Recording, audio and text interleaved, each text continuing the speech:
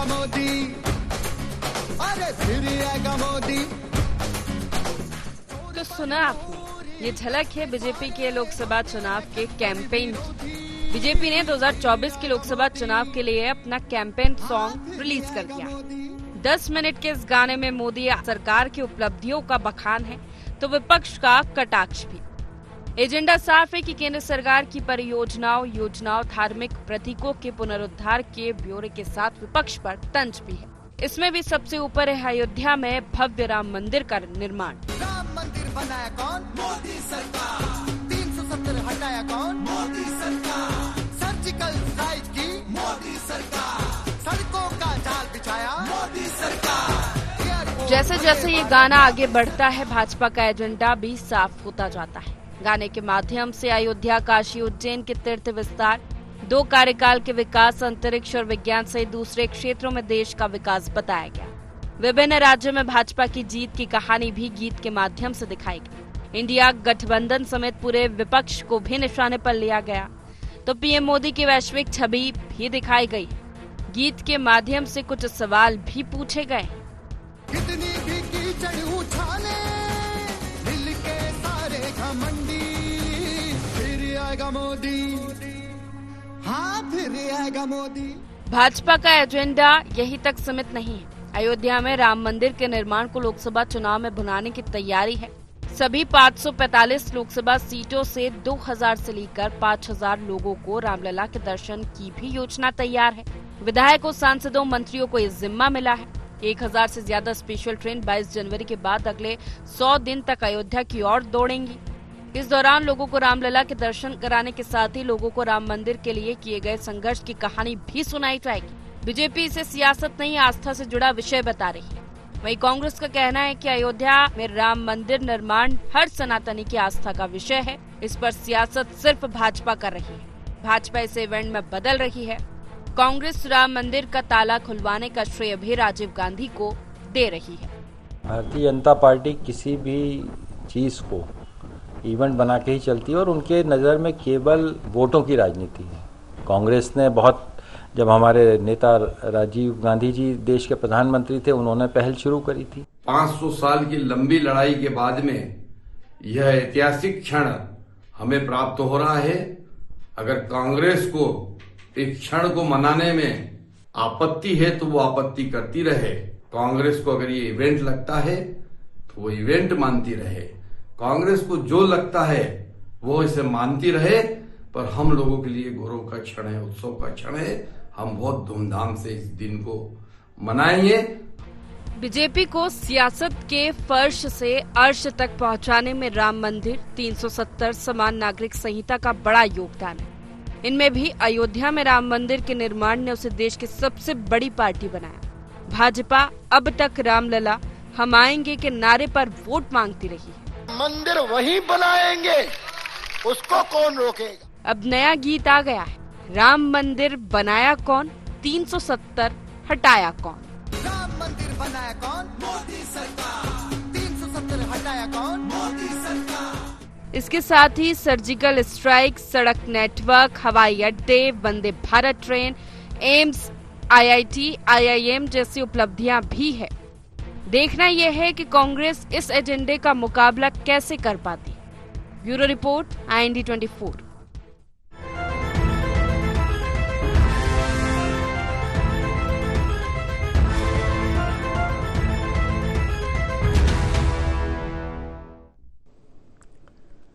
नमस्कार, IND agenda आएंगे तो मोदी ही में आपका स्वागत है। मैं हूं आपके साथ नवीन पुरोहित।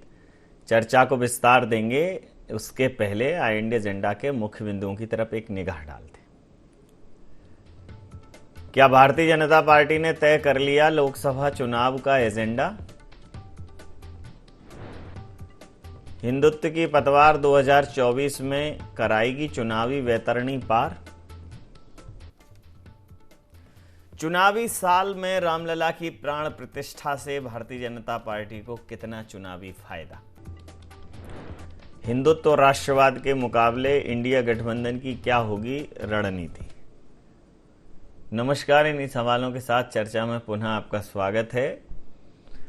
भारतीय जनता पार्टी ने लोकसभा के लिए अपना कैंपेन शुरू कर दिया और कैंपेन में कहा है कि आएंगे तो मोदी ही। और उसके पीछे के जो कारण उन्होंने गिनाए हैं वो ऐसा नहीं है कि भारतीय जनता पार्टी जो कारण गिना रही है वो देश की जनता से छुपे हुए हों। उन्होंने कहा कि राम मंदिर बनाने का जो मार्ग है वो किसने प्रशस्त किया, 370 कौन हटाया, 35 कौन हटाया, और एम्स, एयरपोर्ट्स, जो रोड नेटवर्क्स हैं, इन सब की बातें, विकास की भी बात कही। लेकिन हिंदुत्व मेन एजेंडा है और भारतीय जनता पार्टी का एजेंडा है तो है। उन्होंने इसको ट्विस्ट और चेंज करने की कोशिश नहीं की। कांग्रेस कहीं सॉफ्ट हिंदुत्व के रूप में दिखी, कहीं किसी और रूप में दिखी, कहीं धर्मनिरपेक्ष दिखी। तो उसका खामियाजा ये हुआ कि विचारधारा जो है वो मिक्स एंड मैच हो गई और भारतीय जनता पार्टी ने उन्हें अपनी कॉपी करने की बात कही कि वो हमें कॉपी कर रहे हैं। तो ये तो भारतीय जनता पार्टी के इस पूरे मामले पर कांग्रेस का कहना है कि धर्म के नाम पर राजनीति करना उनका पुराना शगल है और वो धर्म के नाम पर राजनीतिक रोटियां सेक रहे हैं और भावनाएं भड़का रहे हैं। वो ये इस प्रकार के आरोप जैसा भारतीय जनता पार्टी के ऊपर लगते रहे, कांग्रेस ने अभी वही आरोप लगाए हैं। लेकिन कांग्रेस को ये समझना पड़ेगा कि ये जो मामले हैं जनभावनाओं से जुड़े हैं। तो आरोप प्रत्यारोप लगाने के पहले कहीं ये आरोप कांग्रेस की गले की हड्डी ना बन जाए, ये भी कांग्रेस को सोचना पड़ेगा। इसी मुद्दे पर करेंगे चर्चा। शिवम शुक्ला जी मीडिया वार्ताकार हैं, मध्य प्रदेश भारतीय जनता पार्टी के। मोदी आ गए लेकिन इनका भी वीडियो आ गया है। पवन पटेल जी महासचिव मध्य प्रदेश कांग्रेस के हमारे साथ हैं। योगीराज योगेश जी वरिष्ठ पत्रकार हमारे साथ हैं। आप समस्त महानुभावों का बहुत बहुत स्वागत है। तो पवन जी, आएंगे तो मोदी ही, चाहे आप किसी भी स्टाइल की अपनी फ्रेंच कट रख लो, चाहे आप राहुल जी बड़ी बड़ी दाढ़ी रख लें, चाहे वो पूरब से पश्चिम चले जाएं और दक्षिण से उत्तर चले जाएं, वो कह रहे हैं आएंगे तो मोदी ही। क्या कहोगे? नहीं, अब आएंगे तो मोदी है, उसके पीछे कौन सा कॉन्फिडेंस काम कर रहा है ये सोचने का विषय है। क्योंकि कॉन्फिडेंस काम कर रहा है, कह तो रहे हैं 5-5 हजार हर लोकसभा से आदमी ले जाएंगे, राम मंदिर के दर्शन कराएंगे। नहीं ले जाएंगे। देखिए, भारतीय जनता पार्टी, हमने पहले भी कहा, इवेंट का काम करती है, इवेंट के हिसाब से काम करती है। मेरा तो मतलब ये है कि राम मंदिर बने। हमारा सीना 56 इंच का हो गया, राम मंदिर बन रहा है। तब मुझे बड़ी खुशी मिल रही है कि भारतीय जनता पार्टी के लोग बोलते हैं कि कांग्रेस इसका विरोध कर रही है। कहीं से कांग्रेस विरोध नहीं कर रही है। हम जो बोल रहे हैं, हमारा मतलब इतना है कि हमारा विरोध सिर्फ इतना है कि अगर भारतीय जनता पार्टी को जनता ने चुना है तो राम मंदिर के निर्माण के अलावा भी कई सारी चीजें हैं, इसी तरह उन मुद्दों को भी पूरा करने का प्रयास करना चाहिए।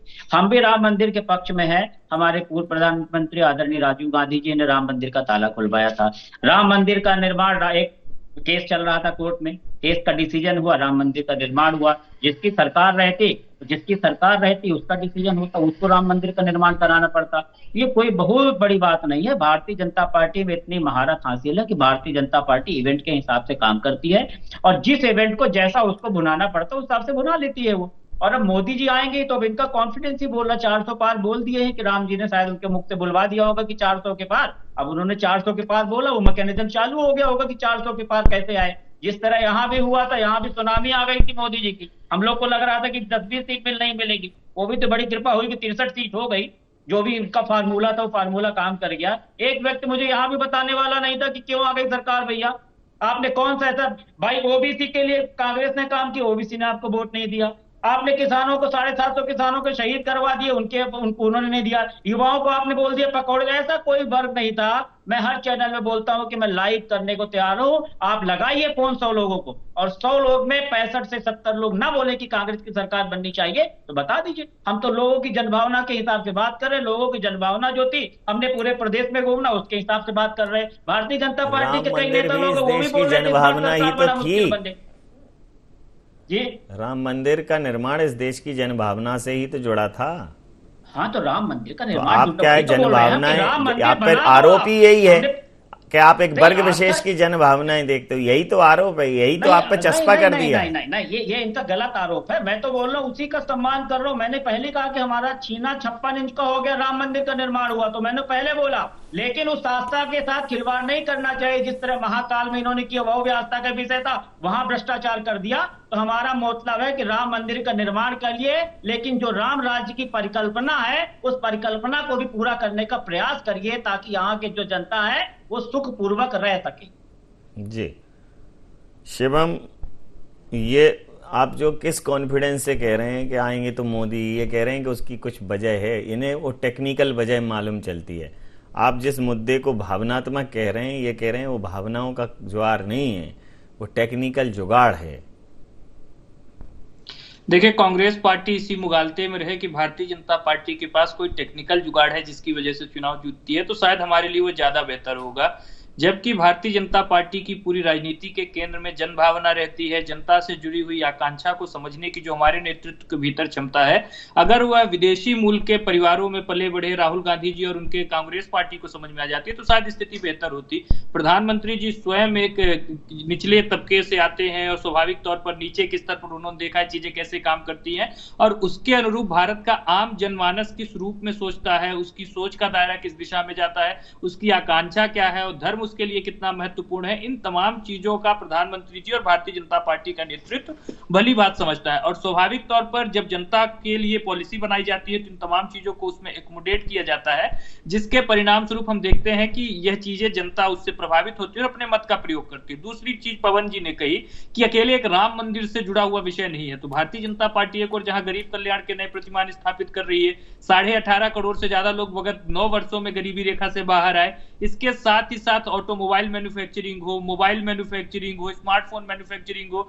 या फिर जो इंपोर्ट और एक्सपोर्ट का डेफिसिट कम करने की बात हो, भारत ने लगातार इस दिशा में एक वृद्धि दर्ज की है, जिसके परिणाम स्वरूप जिसका जो सकारात्मक परिणाम है वह देश की जनता महसूस कर रही है। चाहे वह गरीब को अन्न देने की बात हो, आवास देने की बात हो, उसके घर पर उज्ज्वला योजना के माध्यम से गैस सिलेंडर देने की बात हो, अथवा उनके घर पर शौचालय जैसी जो प्राथमिक आवश्यकता थी उसकी पूर्ति करने की बात हो। और उसके साथ ही साथ में भारतीय जनता पार्टी उनके पढ़ाई का इंतजाम करती है, दवाई का इंतजाम करती है, देश में उद्योगपतियों के लिए भी एक ट्रस्ट का माहौल बनाती है। तो जहां पर जो प्रत्येक वर्ग है, चाहे वह कोई एकदम जो रेखा है उसके सबसे पंक्ति के आखिरी पायदान पर खड़ा हुआ व्यक्ति हो, अथवा समाज में अग्रणी भूमिका निभाने वाला वह उद्योगपति हो जो वैश्विक मानकों के अनुरूप देश के विकास और प्रगति में अपना योगदान देता है, दोनों के बारे में ही सोचना और अर्थव्यवस्था को एक तेज रफ्तार के साथ आगे ले जाने का काम हमारी सरकार ने किया। और इसके साथ ही साथ यह तमाम चीजें करने के साथ ही साथ हमने कभी भी अपनी संस्कृति को कहीं ना कहीं विद्वेष के भावना से नहीं देखा जैसे कांग्रेस पार्टी देखती थी। भारतीय जनता पार्टी ने सनातन धर्म को जिस स्तर पर पहचान दी, जिस स्तर पर उसको पुनर्स्थापित करने का काम किया, सिर्फ अकेले राम मंदिर की बात क्यों हम करें, काशी विश्वनाथ का कॉरिडोर आज वहां पे जिस प्रकार से भक्तों का फुटफॉल बढ़ा है, उज्जैन में महाकालेश्वर की बात कर लें, और बाबा केदारनाथ की जो त्रासदी थी उसके पश्चात उस मंदिर का जिस प्रकार से जीर्णोद्धार प्रधानमंत्री जी के नेतृत्व में हुआ, तो यह तमाम चीजें देश की जनता इस बात की साक्षी है कि किस प्रकार से हिंदू धर्म के जो प्रतीक चिन्ह थे, जो हमारी संस्कृति की विरासत को कहीं ना कहीं सहेजने और समेटने का काम किया जाना चाहिए था, वह तमाम चीजें प्रधानमंत्री जी के कर कमलों से संभव हुई हैं। और राम मंदिर के बारे में कांग्रेस पार्टी इसलिए सबसे आखिरी में बात करने की अधिकारी होगी क्योंकि इन्होंने तो एफिडेविट देकर के राम को काल्पनिक बताया था, तो स्वाभाविक तौर पर यह उसका आज भी मुखालफत करेंगे, उसके खिलाफ बयान देंगे, उसके खिलाफ इनकी बातचीत रहेगी। अगर इनके अंदर साहस है तो इनके नेता सामने आकर के इस बात को बोलते क्यों नहीं है कि जब राम मंदिर की में रामलला विराजमान होंगे तो यह लोग भी जाकर के उसमें अपना कहीं ना कहीं सहभागिता दर्ज करेंगे। लेकिन कांग्रेस पार्टी को इस बात का भय है कि एक जो बड़ा अल्पसंख्यक वोट बैंक है, जिसको इन्होंने हमेशा तृप्त और पुष्टिकरण करने का प्रयास किया है, वह इनसे छटक जाएगा। और यही कारण है कि आज भी कांग्रेस के नेता और प्रवक्ता इस विषय पर बोलते से बचने का प्रयास कर रहे हैं। और स्वाभाविक तौर पर देश की जनता इस चीज को देख रही है, जब कहीं ना कहीं अप्रैल मई के महीने में अपने मत का प्रयोग करेगी तो कांग्रेस पार्टी को जवाब देने का काम करेगी कि इन्होंने जिस प्रकार से इस देश की सनातन आस्था के साथ एक बार नहीं अनेकों अवसरों पर खिलवाड़ किया है, तो उसको जवाब दिया जाए। प्रतिक्रिया लेता योगी राज जी, ये जो इस समय पर भारतीय जनता पार्टी का योग संयोग है वो बड़ा बेहतर चल रहा है। अब चूंकि मध्य प्रदेश हो या छत्तीसगढ़ हो या राजस्थान हो, अब सब मोदीमय है और धीरे धीरे, खासकर मुझे ऐसा लगता है कि हिंदी भाषी राज्यों में जो डबल इंजन की सरकार है वो ऐसा केंद्र के समन्वय के साथ ही चलेगी। बेहतर भी है, मध्य प्रदेश को शुरुआती दौर में ही कुछ एक बड़ी राशि केंद्र रिलीज कर रहा है तो अच्छा है मध्य प्रदेश के लिए, छत्तीसगढ़ के लिए भी। और जो व्यक्ति विशेष की राजनीति है, जो प्रदेश में चेहरा ऐसा बन जाता है जो लार्जर देन पार्टी हो जाता है, वो साउथ में रखेंगे कि जिनके चेहरों पर वो एंट्री करा पाए, जैसे येदुरप्पा हैं या अन्य जो चेहरे हैं। लेकिन हिंदी पट्टी राज्यों में मोदी जी स्वयं को प्रादेशिक स्तर की राजनीति पे या आम आदमी के जननायक के तौर पर अपने आप को स्थापित करने में बड़े हद तक सफल रहे हैं। और इस बार के चुनाव तो परिणाम में मोदी जी के नाम पर ही लड़े गए थे। तो जब विधानसभा में मोदी जी को ये सफलता मिली है तो लोकसभा में उसकी उम्मीद ज़्यादा है, क्योंकि राम मंदिर निर्माण निश्चित रूप से भारतीय जनता पार्टी के कार्यकाल में शुरू हुआ और उनके कार्यकाल में मंदिर का लोकार्पण भी हो रहा है। तो इसका एक भावनात्मक लाभ तो उन्हें मिलेगा। नहीं मिलेगा और मिलना भी चाहिए, क्योंकि इसके लिए बड़ी लंबी लड़ाई लड़ी है और इसमें कोई दो राय नहीं। भारतीय जनता पार्टी के कई कार्यकर्ता तो इसमें शहीद ही हुए, उनके नाम कई बार जिक्र होते हैं उनके। और ये बात सही कि एक समय था जब दो जनों की पार्टी थी और आज कहाँ पहुंची। तो इसमें एक राम मंदिर बहुत बड़ा आंदोलन रहा है भारतीय जनता पार्टी को वहाँ तक पहुँचाने में। और एक और इम्पॉर्टेंट बात यही है कि जो उनके कोर इश्यूज थे, जो भारतीय जनता पार्टी पिछले 20-25 सालों से कहती चली आ रही है, वो करीब करीब उन्होंने सब पूरे किए हैं, जिसका कि जिक्र उन्होंने इसमें भी किया। चाहे धारा 370 का मामला हो, राम मंदिर का मामला हो, अब सिविल एक कॉमन नागरिक संहिता की बात है। तो मुझे ऐसा लगता है कि अब जब इतना तगड़ा मैंडेट उनको मिलेगा तो उस दिशा में भी आगे बढ़ेंगे। और ये 2-3 काम करने से भारतीय जनता पार्टी के प्रति लोगों में विश्वास भी जगा है और ये विश्वास जगा है कि नहीं, भारतीय जनता पार्टी ने जो कहा वो किया। तो ये एक बहुत बड़ी उपलब्धि बीजेपी के लिए है और ख़ास तौर पर मोदी जैसा एक करिश्माई नेतृत्व उनके पास है। और आपने उत्तर भारत की बात की, उत्तर भारत में तो डेफिनेटली कोई उनकी टक्कर का कोई नेता ही नहीं है, देश में नहीं है। और अब तो वो साउथ की तरफ जा रहे हैं। अभी तो कांग्रेस उत्तर में संघर्ष कर रही है, लेकिन मोदी जी साउथ की पूरी स्ट्रेटेजी उनकी तैयार है। पिछले आप देखिए एक सप्ताह से पूरा का पूरा मूवमेंट साउथ में लगा हुआ है। अभी अमित शाह गए, अभी मोदी जी जाने वाले हैं और जेपी नड्डा जाने वाले और कैंपेन कर रहे हैं। और उनके टारगेट पर जो वहाँ के जो बड़े बड़े स्टेट हैं उस पर वो उन्होंने इस बार उसको फोकस किया है। तो इस बार वो ताकत उत्तर के साथ साउथ में भी बढ़ाना चाहते हैं। और भारतीय जनता पार्टी की स्ट्रेटेजी ये है कि दक्षिण में हमें कैसे ज़्यादा से ज़्यादा सीटें मिले, और सीटें यदि ना मिले तो कैसे वोटा परसेंटेज हमें ज़्यादा से ज़्यादा मिले। और इसमें एक चीज़ बड़ी उनकी हेल्प कर रही है, वो बड़ी मज़ेदार चीज़ है, जैसे इंडी गठबंधन है। अब कहने को इंडी गठबंधन का उत्तर भारत में कोई ज़्यादा ऐसा डायरेक्ट असर नहीं है, लेकिन साउथ बेल्ट में जिस जगह वो ताकतवर है, जिस जगह इंडी गठबंधन के लोग हैं, उस गठबंधन के कहीं ना कहीं साउथ का नेता एक ऐसा स्टेटमेंट दे देता है कि उल्टा पड़ जाता है इंडी गठबंधन के लिए और कांग्रेस के लिए भी और साउथ और दक्षिण और उत्तर के लिए भी। तो ये बैलेंस बनाना इंडी गठबंधन और कांग्रेस के लिए बहुत बड़ी चुनौती होगी, क्योंकि इन्होंने तो मंदिर बना के बता दिया, राम रोम रोम में बसा दिए इन्होंने तो। लेकिन अब आप कैसे उस सनातन को हैंडल करेंगे, क्योंकि हमने देखा स्टालिन वगैरह ने क्या कहा, कैसे कहा। तो ये एक अपने आप में इंडी के नेताओं को मतलब कैसे वो कंट्रोल कर पाते हैं इन चीजों को, क्योंकि इन्होंने तो फुलफिल कर दिए अपने सारे वादे। पवन जी, ये जो गठबंधन है आखिर टूट जाता है और एक को मनाऊं तो दूजा छूट जाता है। कोई ना कोई कुछ ना कुछ बोल देता है, कभी स्टालिन बोल देते हैं, कभी कुछ बोल देते हैं। हालांकि आप राहुल जी को इस बार फिर 6000 किलोमीटर चलाओगे, इस बार बीच में बस का भी प्रावधान ही अच्छा किया, तो दक्षिण से उत्तर ले गए, अब पूरब से पश्चिम तक लाओगे। तो आप इसी बीच में मुझे लगता है कि जब देश में राम नाम की लहर चल रही हो तो राहुल जी सीधे लोगों को जोड़ते हुए अगर अयोध्या की तरफ चले जाते तो एक अलग आनंद होता कि भाई गुजर ही जाते हैं वहां से कि भाई राहुल जी वहां पड़ाव करेंगे, बीच में जा रहे हैं उत्तर प्रदेश, इधर आएंगे मध्य प्रदेश में, विंध्य प्रदेश में आएंगे, वहां से नजदीक है, इलाहाबाद वगैरह से थोड़ा एंट्री कर सकते हैं।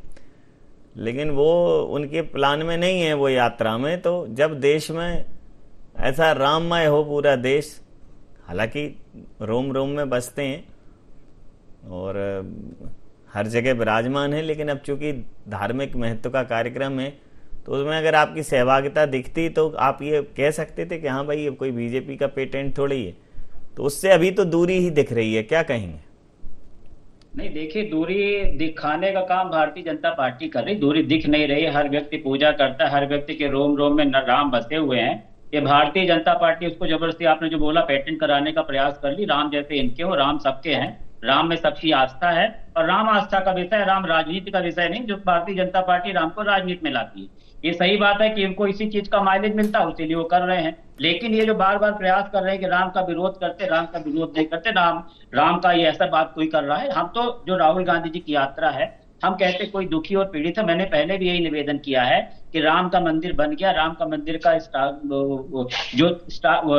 जिस दिन उनका वो होगा प्राण प्रतिष्ठा, उसके बाद राम राज की परिकल्पना को भी साकार करने की दिशा में काम करना चाहिए। अभी शुभम भैया बहुत बड़े बड़े गिना रहे थे कि गरीबी खत्म, महंगाई खत्म, बेरोजगारी खत्म, सब। तो बस ये चीज थोड़ा सा टेक्निकल समझ में आना चाहिए कि 205 लाख करोड़ का कर्जा क्यों बढ़ता जा रहा है जब सब कुछ सही हो रहा है। आप इतने लोग को राशन देते जा रहे हो, मतलब गरीबी रेखा में। तो बहुत सारी चीजें हैं जो इन्होंने बोला था उनको पूरा नहीं किया। यहाँ मध्य प्रदेश में 450 के सिलेंडर की बात हुई थी देने की, और वो लाउड स्पीकर का वॉल्यूम धीरा करवा रहे हैं। तो इस टाइप की चीजें ना बने। रामराज की परिकल्पना जो है उस तरफ भी अब काम करना चाहिए भारतीय जनता पार्टी को। हमारा निवेदन इतना है, बाकी राम हमारे भी, राम आपके भी, राम सबके। रामराज की परिकल्पना बता तो दो इन्हें, क्या करें उसमें, क्या करें? पुताई करवा दें रोड पे भगवा कलर की, क्या करें बताओ तो जरा।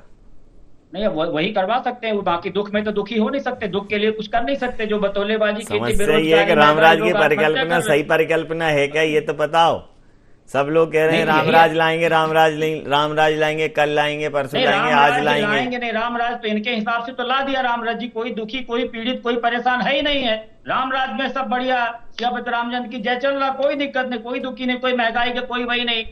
लेकिन जो व्यक्ति सुबह से लेकर शाम तक झेलता है, उसको एहसास होता है। जब वो पेट्रोल डलाता है तब उसको लगता है कि पेट्रोल शिवम, राम मंदिर से रामराज की संकल्पना, दोनों में एक बड़ा फर्क है। रामराज मंदिर प्रतीक स्थापित कर दिया, ठीक है, लेकिन रामराज की परिकल्पना यही थी कि दैहिक दैविक भौतिक तापा, रामराज का होक न व्यापा। मतलब किसी भी तरह की कोई परेशानी थी नहीं। तो वो नो दिक्कत नो परेशानी वाली स्थिति में जब ये देश आएगा तब रामराज जी का सपना साकार होगा। क्या मोदी जी उस स्तर तक, हालांकि 2047 का कहा है उन्होंने, क्या कहेंगे शिवम? वो तो पहले क्या था, देखिए पहले ये थोड़ा शिवम से पूछ लेने देते। अभी जानते हैं कि अब इसको जवाब देने लगे तो लंबी हाँक दो 2047। हम तो पहले बोला 2047 शिवम, तो लंबी हाँकों के बीच का झंझट। शिवम देखिए सबसे महत्वपूर्ण चीज है कि राम मंदिर बनाना अपने आप में राम राज्य की दिशा में बढ़ने का एक कदम है। हमें रोज एक जीता जागता प्रतिमान हमारे सामने स्थापित रहेगा कि हम किन आदर्शों को लेकर के चले थे, किन आदर्शों को लेकर के हमारे पूर्वजों ने राज व्यवस्था को संचालित किया था और राज सत्ता का किस प्रकार से सकारात्मक उपयोग किया जाता है। आजादी के 75 वर्षों तक तो तुष्टीकरण और तृप्तिकरण की राजनीति करते रहे, लेकिन आज जब वास्तविकता में राम के पद चिन्हों पर चलने की कोई सरकार प्रयास कर रही है तो उसको लगातार कटघरे में खड़ा कर रहे हैं। एक और इंदिरा जी हमारी प्रधानमंत्री थी, गरीबी हटाओ का नारा लगाती थी। मैं पवन जी से पूछना चाहूंगा उनके कार्यकाल में कितने गरीब लोग गरीबी रेखा से बाहर आए? आज हम तो कम से कम आंकड़ों के माध्यम से बता रहे हैं कि 18 करोड़ लोग आए हैं। बाकियों को हम आज भी मुफ्त राशन दे रहे हैं और प्रयास कर रहे हैं कि उनका जीवन स्तर सुधरे और वह भी देश के विकास में प्राथमिक रूप से भागीदार बने। और दूसरी सबसे महत्वपूर्ण चीज, अभी कुछ वक्त पहले तक तो यह राम मंदिर के स्थान पर हॉस्पिटल और यूनिवर्सिटी बनाने की बात करते थे। आज मंदिर बन रहा है तो बोल रहे हैं कि यह मंदिर किसी के, मतलब इस पर किसी का एकाधिकार नहीं हो सकता है। क्या इन्होंने व्यक्तिगत तौर पर या इनकी पार्टी ने कभी कोई प्रयास किया कि मंदिर बने या उस दिशा में कम से कम जो साधु महात्मा गोली खा रहे थे, इन्होंने तो उल्टा कार सेवकों के ऊपर गोली चलवाने का काम किया। गौ रक्षा के लिए आंदोलन करने वाले कारपात्री महाराज जी के नेतृत्व में जो आंदोलन चला जा रहा था उसके ऊपर गोली चलवाने का काम किया। तो देखिए कांग्रेस जब इस प्रकार के आरोप प्रत्यारोप की राजनीति में जाएगी तो इनका इतिहास रक्त रंजित भरा हुआ है और उसकी साक्षी पूरे देश की जनता है जो चुनावों में इनको नकारने का काम करती है। यह जो उस टेक्निकल चीज की बात कर रहे हैं वही इनके वो पापों में छिपी हुई है, वो टेक्निकलिटी जो निकाले नहीं निकल रही है देश की जनता के मन। प्रतिक्रिया के साथ चर्चा समाप्त करूंगा। देखिए नवीन जी, पूरा का पूरा खेल असल में है तो चुनाव के लिए, और मुझे ऐसा लगता है कांग्रेस इस चुनाव की रेस से बाहर हो चुकी है। और कांग्रेस जो संघर्ष कर रही है वो केवल इसलिए कि लोकसभा में नेता प्रतिपक्ष का सीट उनको मिल जाए। इसलिए उनके टारगेट पर भी 50, 55, 60 के आसपास सीटें हैं और इसलिए वो खुल के बोलते हैं सनातन के विरोध में, या उनको जो लगता है, क्योंकि उनको पता है कि हमें ना तो इतने वोट मिलने, तो क्यों ना जो वोट बैंक है वो जो दूर खिसकता जा रहा है वो कम से कम दूर में खिसके। तो आप ये देखिए उनकी पूरी स्ट्रेटेजी बदली सी है और एक बड़े वर्ग को वो हमेशा टारगेट करते हैं और इसमें आग में घी डालने का काम किया है इंडी गठबंधन के नेताओं ने। तो एक बहुत बड़ा अंतर आया है इस चुनाव में और इस समय तो पूरा देश राममय है, भागवामय है। तो मुझे तो ऐसा लगता है बिल्कुल वन साइडेड है इसमें, और मोदी जी ने जो काम किए हैं वो तो सबके सामने है। अब ये अयोध्या के दर्शन करवा के लोगों को बिल्कुल रटवा देंगे कि हाँ साहब राम मंदिर कैसे बना है, कैसे संघर्षों से बना। बहुत कैंपेन पर खर्च जबरदस्त किए, जबरदस्त गाने सॉन्ग लॉन्च किए गए। तो मुझे ऐसा लगता है कि बड़ी पॉजिटिविटी के साथ बड़े उत्साहपूर्वक माहौल में भारतीय जनता पार्टी चुनाव में जाएगी, क्योंकि सामने वाले जो विपक्षी हैं मुझे ऐसा नहीं लगता आज की डेट में तो शायद वो चुनौती देने की स्थिति में है। समय सीमा के चलते मैं ये चर्चा यहाँ समाप्त करूंगा। आप समस्त महानुभावों का बहुत बहुत धन्यवाद, बहुत बहुत आभार। तो एक बड़ा ही मशहूर भजन है, बहुत ही प्रसिद्ध भजन है कि तेरा राम जी करेंगे बेड़ा पार, उदासी मन काहे को करें। लेकिन बेड़ा पार तो तब करें जब आप पतवार उनके हाथ में थमाओ। भले ही पॉलिटिकल बेनिफिट के लिए, राजनीतिक लाभ के लिए यह आयोजन प्रयोजन हो, मानस में तो लिखा है कि जिस प्रकार से अगर आप स्वार्थ के वशीभूत होकर भी अगर आप राम का नाम ले रहे हैं तो आपकी स्वार्थ सिद्धि भी होनी तय है। और सुर नर मुन सबकी ये रीति, स्वार्थ लाग करें सब प्रीति। तो अगर स्वार्थ के वशीभूत होकर भी कुछ राममय होने जा रहा है तो उसका लाभ सुनिश्चित है। तो भारतीय जनता पार्टी को एक बड़ा लाभ राम मंदिर निर्माण और राम मंदिर के लोकार्पण से मिलता हुआ दिख रहा है और उसकी वजह है कि भारतीय जनता पार्टी ने लगातार इस मुद्दे पर अपना स्टैंड जो है वो बहुत स्टेबल रखा है, एक कायम रहे हैं, बदले नहीं है। तो अब कांग्रेस इसकी खिलाफत करेगी तो परेशानी है, चुप रहेगी तो परेशानी है। तो कांग्रेस के सामने एक बड़ी परेशानी तो है। 2024 में देखना दिलचस्प रहेगा कि कांग्रेस का क्या इस पर मूवमेंट रहता है, क्या वो उनका स्टैंड रहता है और कैसे वो इस पूरे मामले में अपनी प्रतिक्रिया देते हैं और कहां सहभागिता दिखाते हैं। IND एजेंडा में नहीं, आप बने रहिए IND 24 के साथ और देखते रहिए IND 24। नमस्कार।